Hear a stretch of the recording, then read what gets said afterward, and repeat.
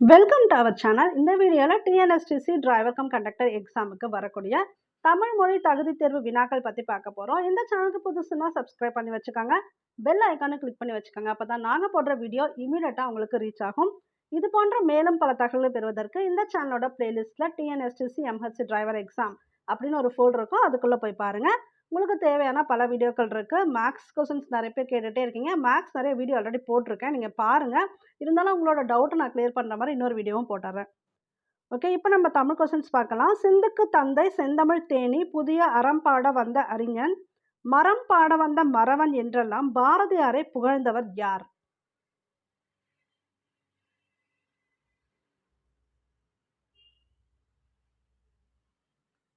Bharathidasan. Question நல்லா நம்ம தெளிவாக புரிஞ்சுக்கணும். சிந்துக்கு தந்தை செந்தமிழ் தேனி, புதிய அறம் பாட வந்த அறிஞன், மரம் பாட வந்த மறவன் என்றெல்லாம் பாரதியாரை புகழ்ந்தவர் யாருன்னு கேட்டால் பாரதிதாசன். ஒருவேளை கொஸ்டின் வந்து சிந்துக்கு தந்தை யார் அப்படின்னு கேட்டால் அது வந்து பாரதியார். ஓகேங்களா? செந்தமிழ் தேனி அப்படின்னு யாரை புகழ்றாங்கனாலும் பாரதியாரை தான் புகழ்கிறாங்க. அதுபோல் புதிய அறம் பாட வந்த அறிஞன், இது எல்லாமே பாரதியார் புகழ்ச்சிக்கு உரியது. பட் அப்படிலாம் சொன்னவர் யாருன்னு கேட்டால் பாரதிதாசன். அதுவும் தெளிவாக தெரிஞ்சுக்கணும். அப்புறம் வந்து காவடி சிந்தின் தந்தையான்னு கூட கேட்பாங்க. அது வந்து பாரதியார் கிடையாது. காவடி சிந்தின் தந்தை அண்ணாமலையார்.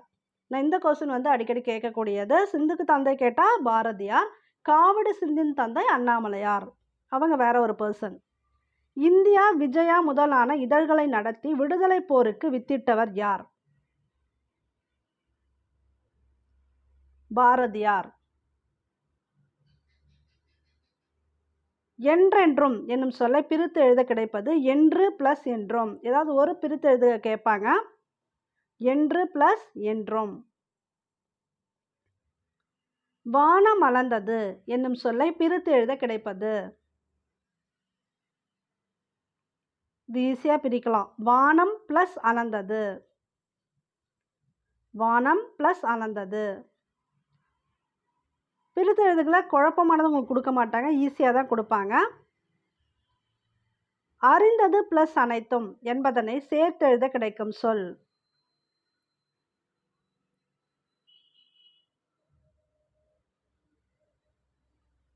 அறிந்ததனைத்தும். இதில் பாருங்க, இதுதான் கரெக்டு. இது கிடையாது, இது வந்து அறிந்தனைத்தும் போட்டிருக்காங்க. ஸோ 2 த வரணும் இடையில, அதான் அறிந்ததனைத்தும். நிலம் தீ நீர் வலி விசும்போடு ஐந்தும் கலந்த மயக்கம் உலகம் ஆதலின், இந்த பாடல் வரிகள் இடம்பெற்ற நூல் எது?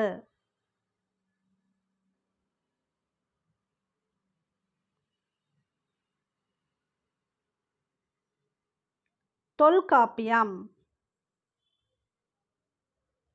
விசும்பு என்ற சொல்லின் பொருள் என்ன?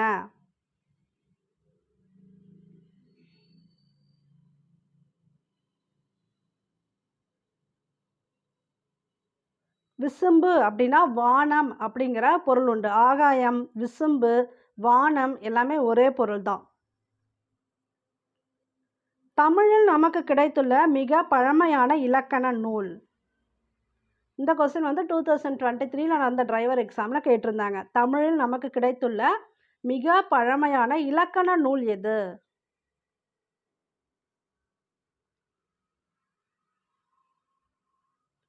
தொல்காப்பியம்.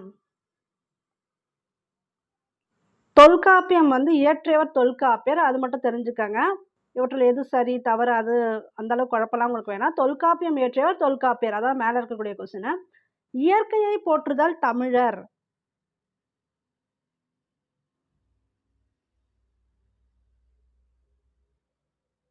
மரபு. இயற்கையை போற்றுதல் தமிழர் மரபு. இது போல் சிம்பிள் கொஸ்டின் உங்களுக்கு கேட்பாங்க. மரபு அப்படிங்கிறது ஒரு வழக்கம். ஸோ எப்போவுமே தமிழர்கள் என்ன பண்ணுவாங்க, இயற்கையை போற்றி வணங்குவாங்க. இப்போ பொங்கல் திருநாள்னா கூட நம்ம இயற்கைக்கு வழிபாடு செய்கிற மாதிரி தான் பண்ணுவோம். வெளியில் தான் வச்சு பொங்கல் வைப்பாங்க இப்போவும் வந்து கிராமத்தெல்லாம். ஸோ இயற்கையை போற்றுதல் தமிழரோட மரபு.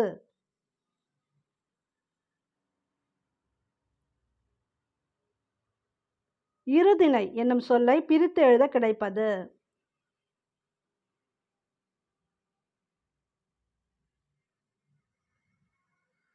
2 + திணை. இரு திணை வந்து எப்படி பிரிக்கணும்னா 2 + திணை அப்படின்னு பிரிக்கணும். இரு + திணைன்னு பிரிக்கக்கூடாது. 2 இருனா இங்க மீனிங் வந்து 2ன்னு அர்த்தம். அதனால 2 + திணை. ஐம்பால் என்னும் சொல்லை பிரித்து எழுத கிடைப்பது. இதுவும் அதே போல தான். இது நம்பர் சரிங்களா? அதனால 5 + பால். அதான் ஐம்பால். சரியான தொகை மரபினை தேர்வு செய்க.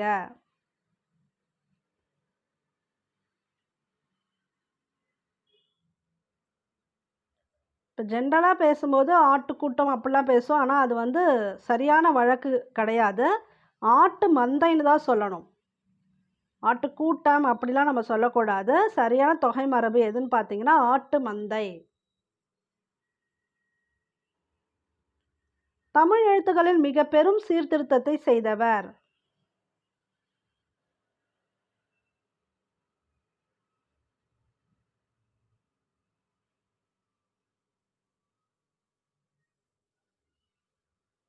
வீரமாமுனிவர். தமிழ் எழுத்துக்களில் மிக பெரும் சீர்திருத்தத்தை செய்தவர் 2 பேர். அதில் ஒருத்தவங்க வீரமாமுனிவர், இன்னொருத்தவங்க கீழே வருவாங்க. இது ஏற்கனவே ஒரு வீடியோ நான் உங்களுக்கு சொல்லியிருக்கேன். சதுர அகராதி, அந்த அகராதியை வெளியிட்டவர் யாருன்னு பார்த்தீங்கன்னா வீரமாமுனிவர் தான். அதுவும் நீங்கள் ஞாபகம் வச்சுக்காங்க, அது கேட்பாங்க. வளைந்த கோடுகளால் அமைந்த மிக பழைய தமிழ் எழுத்து டேஷ் என அழைக்கப்படுகிறது.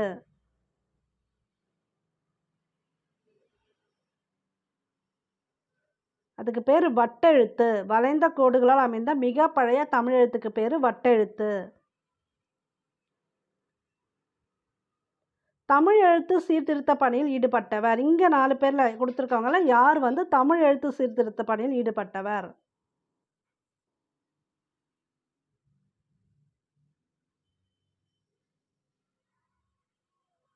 தந்தை பெரியார். தமிழ் எழுத்து சீர்திருத்த பணியில் ஈடுபட்டவர் தந்தை பெரியார். இன்னொருத்தர் வந்து வீரமாமுனிவர். இவங்க 2 பேரோட ரோல் வந்து பார்த்தீங்கன்னா ரொம்ப முக்கியமாக இருக்கும் அந்த சீர்திருத்தத்தில். தென் இங்கே பெருஞ்சித்திரனார்லாம் கொடுத்துருக்காங்க இல்லையா? பாவலேறு பெருஞ்சித்திரனார் இந்த மாதிரி கேட்கலாம். அவர் என்னன்னு கூப்பிடுவாங்க? பெருஞ்சித்திரனார். பாவலேறு பெருஞ்சித்திரனார். புரட்சி கவி பாரதிதாசன். பாரதிதாசனுக்கு முன்னாடி கொடுக்கக்கூடிய அடைமொழி புரட்சி கவி. வ.உ. சிதம்பரனார் யாருன்னா கப்பலோட்டிய தமிழன். கடைச்சங்க காலத்தில் தமிழகத்தில் எழுதப்பட்ட எழுத்துக்கள் டேஷ் என்று அழைக்கப்பட்டன. ஆப்ஷன் கீழே இருக்கு.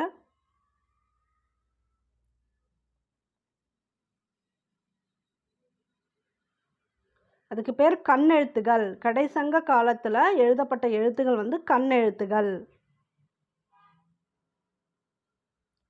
தமிழ் மொழியை எழுத இருவகை எழுத்துக்கள் வழக்கில் இருந்தன என அறிய உதவும் கல்வெட்டு. கல்வெட்டு பற்றி ஏதாவது ஒரு கொஸ்டின் கேட்குறாங்க. இந்த கொஸ்டின் என்னன்னா தமிழ் மொழியை எழுத இருவகை எழுத்துக்கள் வழக்கில் இருந்துச்சு அப்படின்னு ஒரு சில கல்வெட்டில் குறிப்பிடப்பட்டிருக்கு. அது எந்த ஊரில் கிடைக்கப்பெற்ற கல்வெட்டு?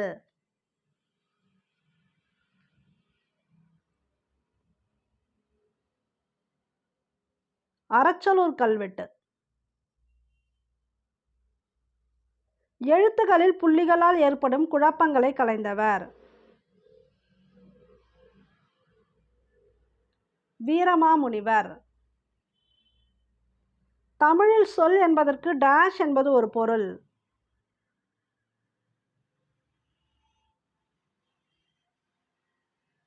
நெல் அப்படின்னா சொல்னு ஒரு பொருள் இருக்கு தமிழ்ல.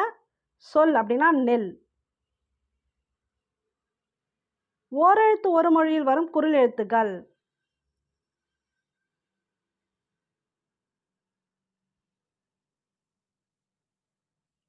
நோவும் தூவும் தான் குரில் எழுத்துக்கள். மற்றதெல்லாம் பார்த்தீங்கன்னா ஓரெழுத்து ஒரு மொழியில் நெடில் எழுத்துக்களாக இருக்கும். இந்த குரில் எழுத்துக்கள் பார்த்தீங்கன்னா நோ தூ இதுதான் வரும். மொத்தம் 42 ஓரெழுத்து ஒரு மொழி இருக்கும். ஆனால் ஓரெழுத்துலாம் உங்களுக்கு கேட்குறாங்களான்னு எனக்கு ஐடியா இல்லை. பட் இது ரொம்ப ஈஸி தான். உங்களுக்கு தேவைன்னா இன்னொரு நாள் நான் வந்து 42 ஓரெழுத்து ஒரு மொழி எதை குறிக்குது அப்படிங்கிறத நான் சொல்லிடுறேன். TNSTC driver cum conductor exam prepare பண்ணுறவங்களுக்கான ஸ்டடி மெட்டீரியல் புக் எங்ககிட்ட அவைலபிளாக இருக்குது. தேவைப்படுறவங்க இந்த நம்பர் காண்டாக்ட் பண்ணி பர்ச்சேஸ் பண்ணிக்காங்க. இந்த தமிழ் புத்தாண்டு சலுகையாக இந்த 3 நாட்களுக்கு மட்டும் வாங்குறவங்களுக்கு 50 ருபீஸ் வந்து ரிடக்ஷன் பண்ணி கொடுக்குறோம். இதுலேயே உங்களுக்கு தினசரி வகுப்புகள், பயிற்சி தேர்வுகள், முழு மாதிரி தேர்வுகள் எல்லாமே வந்து டெலகிராம் குரூப்பில் கண்டக்ட் பண்ணிட்டு இருக்கோம். உங்களுக்கு ரொம்ப யூஸ்ஃபுல்லாக இருக்கும். நீங்கள் வாங்கக்கூடிய புக்லேயே பார்த்தீங்கன்னா தமிழ், பொது அறிவு வினாக்கள், கணிதம், தொழில்முறை திறனறி தகுதி வினாக்கள் எல்லாமே அடங்கிய தொகுப்பா அந்த புத்தகம் இருக்கும். நாங்களே கொரியர் பண்ணிடுவோம். கொரியர் சார்ஜுமே நாங்களே போட்டுருவோம். உங்களுக்கு அந்த ப்ராப்ளம் வராது. உங்களுக்கு தேவைன்னா இந்த நம்பர கான்டாக்ட் பண்ணி பர்ச்சேஸ் பண்ணிக்கங்க. விலங்குகள் அதனுடைய இளமை பெயர்கள். இது வந்து மேட்ச் பண்ணி பாருங்க.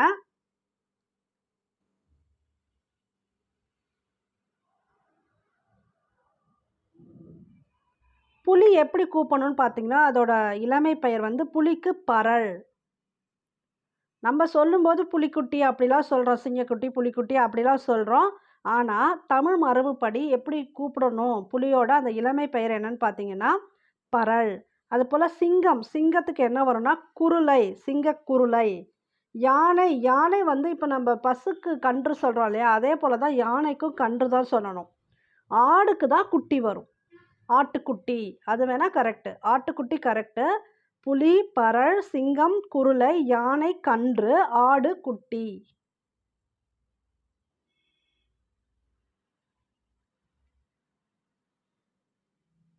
அதுபோல இதுவுமே மேட்ச் பண்ணி பாருங்க.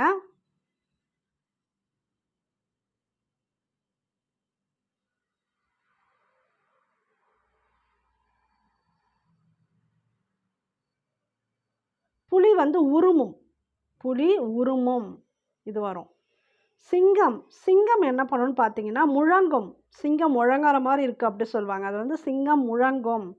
யானை பிளிரும். இது வந்து உங்களுக்கு மறந்திருக்காது. அப்ப படிச்சதுலேருந்தே தமிழ் படிச்சது கூட இது மட்டும் நமக்கு எல்லாருக்குமே குழப்பாம ஞாபகம் இருக்கும். யானை பிளிரும் அப்படின்னு. அதுபோல ஆடு பார்த்தீங்கன்னா கத்தும். இது ஓகே. ஆடு கத்தும். பசு வந்து கதறும். பசு கதறும். புலி வந்து என்ன பண்ணும்னா உருமும். அடுத்து சிங்கம் முழங்கும். காட்டுக்கே ராஜா இல்லையா? அது முழங்கும். யானை பிளிரும். ஆடு வந்து கத்தும். பசு கதறும்.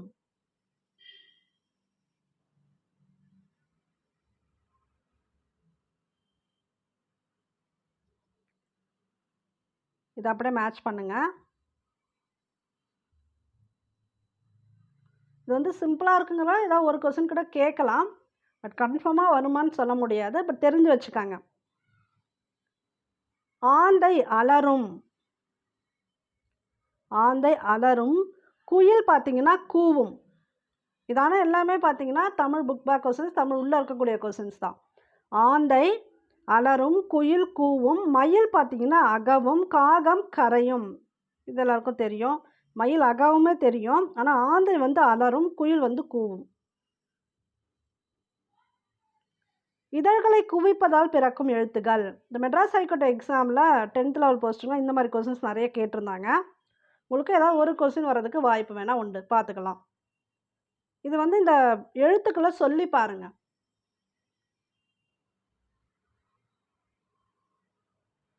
சொல்லி பார்த்தா உ ஊ இதுதான் இதழ்களை குவிப்பதால் பிறக்கும் எழுத்துக்கள்.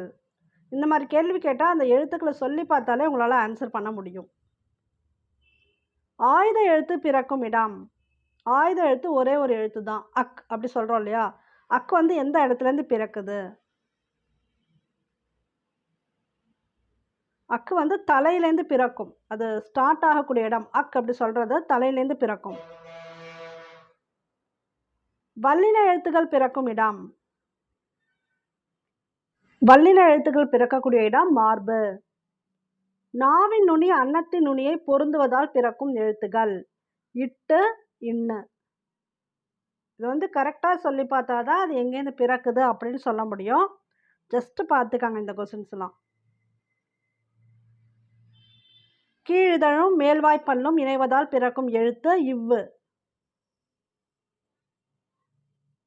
உயிரெழுத்துக்கள் 12. ஏற்கனவே பார்த்துருக்கோம். உயிரெழுத்து 12, மெய்யெழுத்துக்கள் 18. இதெல்லாம் ஸ்டார்டிங்லேயே வீடியோ பார்த்துருப்போம் நம்ம. அந்த உயிரெழுத்துக்கள் 12ம் பிறக்கக்கூடிய இடம் கழுத்து.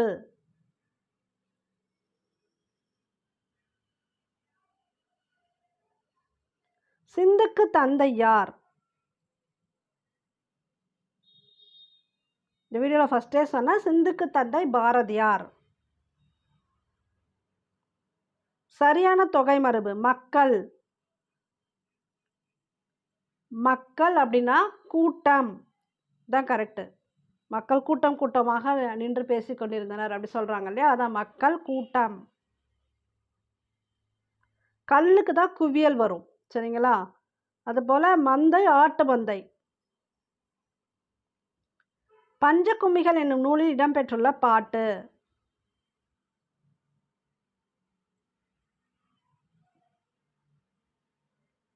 கோணக்காத்து பாட்டு. பஞ்சகும்மிகள் என்னும் நூலில் இடம்பெற்றுள்ள பாட்டு கோணக்காத்து பாட்டு. வானில் கரு டேஷ் தோன்றினால் மழை பொழியும் என்பர். இது ஏற்கனவே நம்ம 6th புக்லேயே பார்த்துருக்கோம். மழைக்கு தேவை என்ன? மேகம். அப்போ முகில்னா மேகம். வானில் கரு முகில் தோன்றினால் மேகம் தோன்றினால் மழை பொழியும் என்பர். மாறினா மழை, அதுவும் கேட்கலாம். பருத்தி பிளஸ் எல்லாம் என்பதனை சேர்த்தெழுத கிடைக்கும் சொல். பருத்தி எல்லாம். இது மேட்ச் பண்ணி பாருங்க.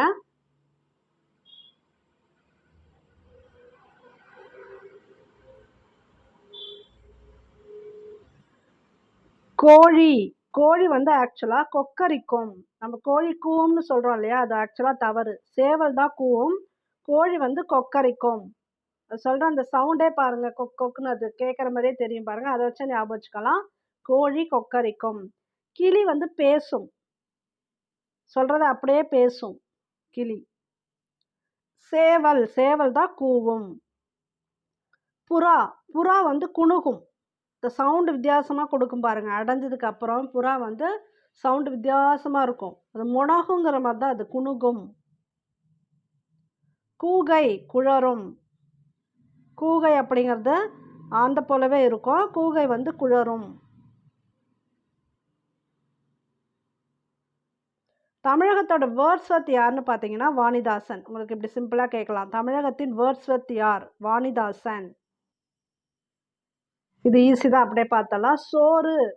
சோறு உண்டான் அப்படிதான் சொல்லணும். சோறு உண். தண்ணீர். தண்ணீர் குடின்னு சொல்லலாம். தண்ணீர் குடித்தான் அப்படி சொல்லலாம். பூ கொய்தால். பூ. முறுக்கு தின்றான். பால் பருகினான். இதில் உங்களுக்கு தண்ணீருக்கும் பாலுக்கும் வித்தியாசம் தெரியணும். தண்ணீர் குடிக்கிறது, பால் பருகிறது. பூ கொய்தால் முறுக்கு தின்றான்.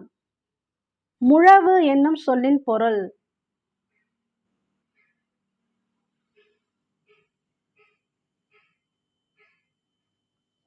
இசைக்கருவி. முழவு என்னும் சொல்லின் பொருள் இசைக்கருவி. நெல் குத்தும் போது பாடப்படும் பாடல்.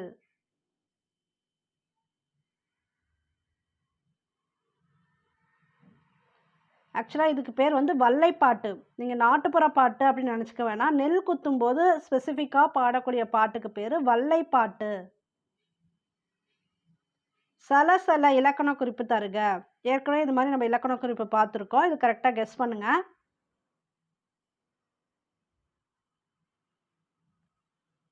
இரட்டை கிளவி. ஏன்னா சல அப்படின்னு நீங்கள் பிரிச்சிங்கன்னா பொருள் தராது.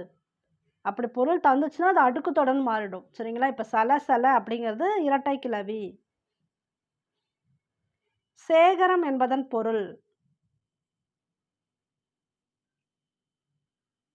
சேகரம் அப்படின்னா கூட்டம் தான். சேகரம் கூட்டம் ரெண்டும் ஒரே பொருள். தகடூர் என்பது எந்த மாவட்டத்தை குறிக்கிறது? இது உங்களுக்கு டிரைவர் எக்ஸாம்லேயே இந்த கொஸ்டின் கேட்டிருந்தாங்க.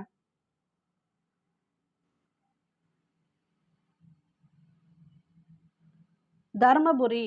தகடூர் என்பது தர்மபுரி மாவட்டத்தை குறிக்கிறது. காந்தியடிகள் டேஷ் போற்ற வாழ்ந்தார். வையம். வையம்னா என்ன சொன்னோம்? உலகம்னு சொன்னோம். அப்போ இந்த உலகமே போற்றக்கூடிய அளவுக்கு வாழ்ந்தவர் காந்தியடிகள். நலம் எல்லாம். இதை பிரித்தா எப்படி பிரிக்கலாம்னா நலம் ப்ளஸ் எல்லாம் அப்படின்னு தான் பிரிக்க முடியும். இடம் ப்ளஸ் எங்கும் அப்படின்னா இடம் எங்கும் சேர்த்து எழுதுனா இடம் எங்கும். மே வந்துடும். இம்மும் ஏவும் சேர்ந்தா மே வரும். தொடக்க காலத்தில் மனிதர்கள் மருத்துவத்திற்கு டேஷ் பயன்படுத்தினார். இதெல்லாம் பார்த்தீங்கன்னா புக் பேக் கொஸ்டின், அதனால் தெளிவாக பார்த்துக்கோங்க. உங்களுக்கு மேக்ஸிமம் அதெல்லாம் கேட்பாங்க. ஸ்டார்டிங்கில் என்ன யூஸ் பண்ணாங்க? தாவரங்கள் தான் யூஸ் பண்ணாங்க. மனிதர்கள் மருத்துவத்திற்கு பயன்படுத்தியது எது? தாவரங்கள். அப்போ தாவரங்களை பயன்படுத்தினார். தமிழர் மருத்துவத்தில் மருந்து என்பது டேஷ் நீட்சியாகவே உள்ளது.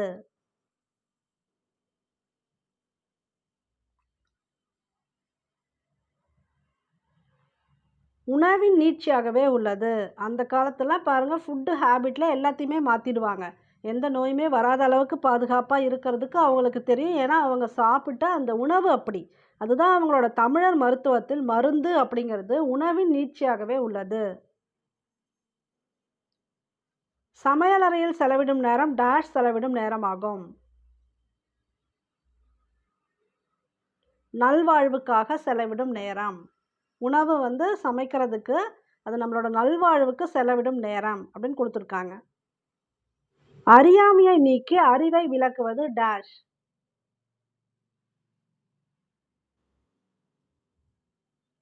கல்வி. அறியாமையை நீக்கி அறிவை விளக்குவது கல்வி. கல்வி பயிற்சிக்கு உரிய பருவம்.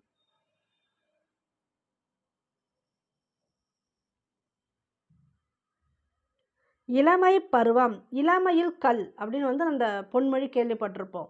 ஏன்னா இளமை பருவத்துல கற்கக்கூடிய கல்வி ரொம்ப முக்கியமான ஒண்ணு. அதனால கல்வி பயிற்சிக்கு உரிய பருவம் இளமை. கற்றவருக்கு அழகு தருவது. அவர்களோட கல்விதான் கற்றவருக்கு அழகு. கற்றவருக்கு அழகு தருவது கல்வி. ஒன்றோடு ஒன்று மோதி இசைக்கப்படுபவை டேஷ் எனப்படும். இந்த சாலரா, சேக்கண்டு இதெல்லாம் இருக்கு இல்லையா? அது எந்த டைப் ஆஃப் கருவிகள்னு கேட்குறாங்க.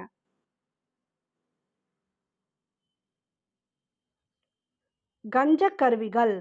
சாலரா, சேகண்டு இதெல்லாம் கஞ்சக் கருவிகள். ஒன்றோடு ஒன்று மோதி இசைக்கப்படுபவை. விலங்குகளின் தோலால் மூடப்பட்டு செய்யப்படும் கருவிகள்.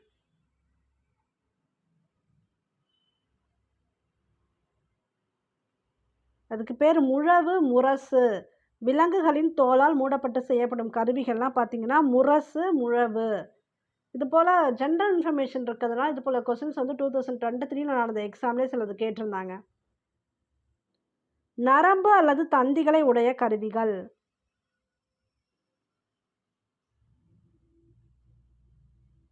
யாழ், வீணை. வீணைலாம் பார்த்தீங்கன்னா நரம்பு தான் இருக்கும். ஸோ அதை வச்சு தான் அவங்க இசைப்பாங்க. அப்போ நரம்பு அல்லது தந்திகளை உடைய கருவிகள் யாழ், வீணை. இந்த வீடியோ உங்களுக்கு பிடிச்சிருந்தா லைக் பண்ணுங்கள், ஷேர் பண்ணுங்கள், கமெண்ட் பண்ணுங்கள். இந்த சேனலுக்கு புதுசுன்னா சப்ஸ்கிரைப் பண்ணி வச்சுக்கோங்க. பெல் ஐக்கானை கிளிக் பண்ணி வச்சுக்கோங்க. அப்போ தான் நாங்கள் போடுற வீடியோ இமீடியட்டாக உங்களுக்கு ரீச் ஆகும். தேங்க்யூ ஃபார் வாட்சிங்.